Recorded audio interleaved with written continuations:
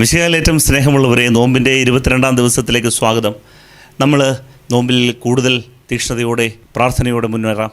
നമുക്കിന്ന് ധ്യാനിക്കേണ്ടത് ദൈവം സ്നേഹമാണെങ്കിൽ എന്തിന് സഹനം? ഇതാണ് നമ്മുടെ വിഷയം.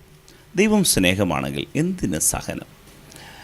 നമുക്കറിയാം, നോമ്പ് കൂടുതൽ തീക്ഷ്ണതയോടെ എടുക്കുമ്പോൾ കൂടുതൽ വിഷയങ്ങളാണ്, പ്രശ്നങ്ങളാണ്, സഹനങ്ങളാണ്, സംഘർഷങ്ങളാണ്. ജീവിതത്തിൽ ഞെരുക്കങ്ങൾ കൂടിക്കൊണ്ടിരിക്കുകയാണ്. മനസ്സിന് ക്ലേശങ്ങളും ശരീരത്തിന് പീഡകളും കൂടിക്കൊണ്ടിരിക്കുകയാണ്. നമുക്കെല്ലാം അറിയാം. ഈ കാലഘട്ടത്തിൽ നമ്മൾ ചിന്തിക്കേണ്ടത് ദൈവത്തിൻ്റെ സ്നേഹത്തിൽ നമ്മുടെ മനസ്സിനെ ഉറപ്പിക്കുക എന്നുള്ളതാണ്.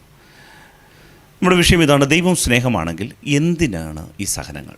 നമുക്ക് അതിനെ എടുക്കാവുന്ന ഏറ്റവും നല്ല പുസ്തകം ജോബിൻ്റെ പുസ്തകം, ബൈബിളിൻ്റെ ഹൃദയത്താളുകളിൽ രേഖപ്പെടുത്തിയിരിക്കുന്ന, നടുക്കായിട്ട് രേഖപ്പെടുത്തിയിരിക്കുന്ന പുസ്തകം, സഹനത്തിൻ്റെ പുസ്തകം, ജോബിൻ്റെ പുസ്തകം. നമുക്ക് ഈ ജോബിൻ്റെ പുസ്തകത്തിൽ ഇങ്ങനെ നമ്മൾ വായിക്കുന്നുണ്ട്, കഥ പോലെ നമ്മൾ വായിക്കുന്നുണ്ട്. ജോബ് ധനികനായിരുന്നു. അവൻ എല്ലാ തരത്തിലും ധനികനായിരുന്നു. സമ്പത്തുണ്ടായിരുന്നു, ആടുമാടുകളുണ്ടായിരുന്നു, സുഹൃത്തുക്കളിൽ സമ്പന്നനായിരുന്നു, മക്കളിൽ സമ്പന്നനായിരുന്നു. 10 മക്കളുണ്ടായിരുന്നു.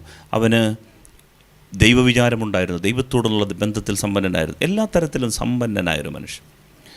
ഈ സമ്പന്നതയ്ക്ക് കാരണം എന്താണ് എന്ന് പിശാച് ദൈവത്തോട് ചോദിക്കുകയാണ്. ദൈവത്തോട് വെല്ലുവിളിക്കുകയാണ് പിശാച് വന്നിട്ട്. എന്താണ് ഈ സമ്പന്നതയ്ക്ക് കാരണമെന്നറിയാമോ?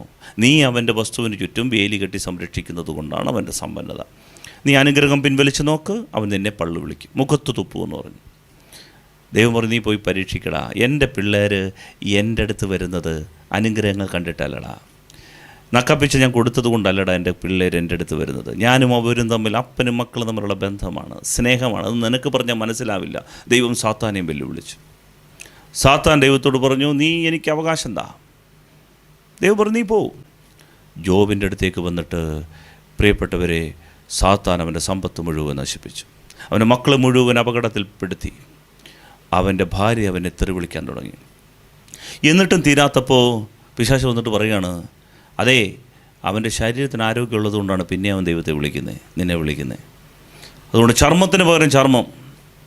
ഈ പിശാചിനെ നോക്കി, അവനൊരിക്കലും നിരാശയില്ല. അവൻ പിന്നെയും ട്രൈ ചെയ്തുകൊണ്ടിരിക്കുകയാണ്. ദൈവം പറഞ്ഞു, നീ അവൻ്റെ ശരീരത്തിലും പോയി കൈവച്ചോ, പക്ഷേ ജീവനിൽ തുടരുമെന്ന് പറഞ്ഞു. പിശാച് ഇങ്ങോട്ട് വന്ന് ഈ ജോബിനെ ഈ മിക്സിക്കകത്തിട്ട് അടിക്കുന്ന കണക്കെ അവൻ്റെ ചർമ്മം മുഴുവൻ പിഴിഞ്ഞു കളഞ്ഞു. ശരീരം മുഴുവൻ വരട്ട ചൊറി പിടിച്ചുകൊണ്ട് ചാരത്തിലിരുന്ന് ഓടിൻ്റെ കഷ്ണം കൊണ്ട് ശരീരം മുഴുവനും ചൊറിഞ്ഞുകൊണ്ടിരിക്കുമ്പോഴും ഭാര്യ നിലവിളിച്ച് പറയണം, ഹേ മനുഷ്യ, എന്നിട്ടും ദൈവത്തെ വിളിക്കുന്നു, പോയി ശപിച്ചിട്ട് മരിക്കും മനുഷ്യ, മരിക്കുന്നതിന് മുമ്പ് ദൈവത്തെ ശപിക്കേ. പ്രിയപ്പെട്ടവരെ, അത് കഴിയുമ്പോഴാണ് മാനസിക വ്യഥകൾ തുടങ്ങുന്നത്.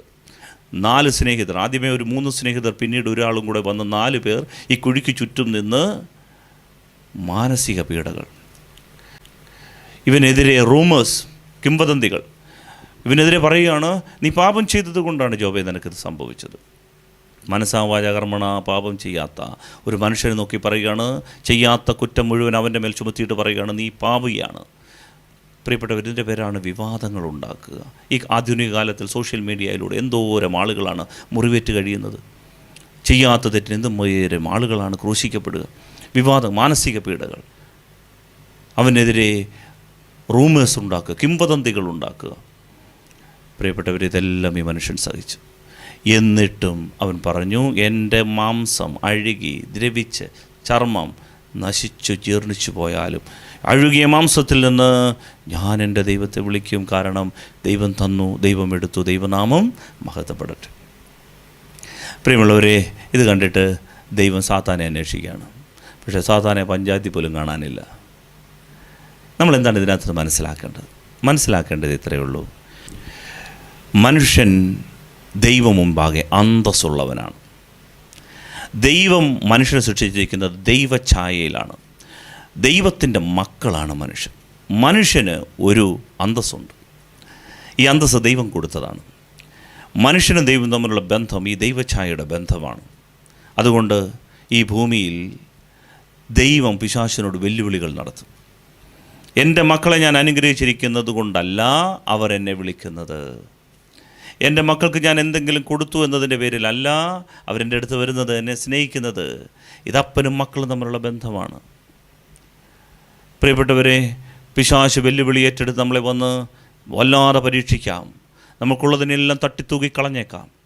അപ്പോഴും ഈ ദൈവത്തെ വിജയിപ്പിക്കേണ്ട കടമ മക്കളുടെ അന്തസ്സാണ്, മക്കളുടെ അവകാശമാണ്, അന്തസ്സാണ് അപ്പ പിതാവിനെ വിജയിപ്പിക്കുക എന്നുള്ളത്. ഈ ബെറ്റിൽ, ഈ പന്തയത്തിൽ നമ്മുടെ ദൈവം തോറ്റുപോകാൻ പാടില്ല. ഇത് നമ്മുടെ കടമയാണ്. അപ്പൻ വിജയിക്കണം. അതുകൊണ്ട് സഹനങ്ങളുണ്ടാകുമ്പോൾ മനസ്സിലായിക്കൊള്ളണം, സ്വർഗത്തിലൊരു വെല്ലുവിളി നടന്നു. ജീവിതത്തിൽ ജോലി പോകുമ്പോൾ, ജീവിതത്തിൽ ദുരിതമുണ്ടാകുമ്പോൾ, രോഗമുണ്ടാകുമ്പോൾ മനസ്സിലായിക്കൊള്ളണം, സ്വർഗത്തിൽ അപ്പ നമ്മളെ വെച്ചൊരു പന്തയം നടത്തിയിരിക്കുകയാണ് പിശാചിനോട്. ഇനി നമ്മുടെ കടമയാണ് ആരെ ജയിപ്പിക്കേണ്ടത്? അപ്പനെ ജയിപ്പിക്കേണ്ടത്. ഈ അപ്പൻ ജയിക്കണം, ഈ ദൈവം ജയിക്കണം. അപ്പോഴാണ് യഥാർത്ഥത്തിൽ നമുക്ക് നമ്മുടെ ഛായയും സാദൃശ്യവും നിലനിർത്താൻ പറ്റുക. അത് ദൈവം തന്നെയല്ലേ. നല്ലൊരു നോമ്പുകാലം ആശംസിക്കുന്നു. പിതാവിൻ്റെയും പുത്രൻ്റെയും ജീവനുള്ള പരിശുദ്ധാത്മാവിൻ്റെ നാമത്തിൽ ആമേൻ.